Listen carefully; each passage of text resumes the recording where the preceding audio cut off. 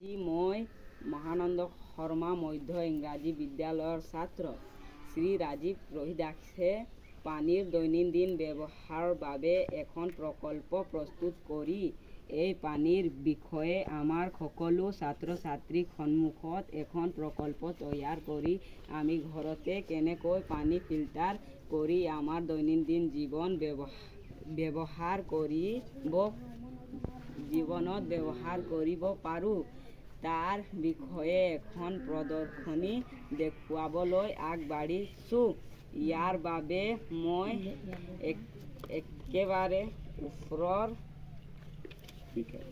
ওপৰৰ বিকাৰত বালি লৈছোঁ, দ্বিতীয় বিকাৰত কয়লা, তৃতীয় বিকাৰত শিল আৰু শেষৰ বিকাৰত কপাহ ব্যৱহাৰ কৰিছোঁ। এতিয়া একেবাৰে ওপৰত মই পানী ঢালি দিয়াৰ লগে লগে তলত থকা ২ নং বিকাৰত নিগৰি পৰিব। ইয়াৰ পিছত সেই দৰে তৃতীয় আৰু চতুৰ্থ বিকাৰত পানী নিগৰি আহি সম্পূৰ্ণ বিশুদ্ধ পানী পাত্ৰত পৰিব। পাত্ৰত পৰা এই পানী সম্পূৰ্ণ নিৰ্মল আৰু বিশুদ্ধ।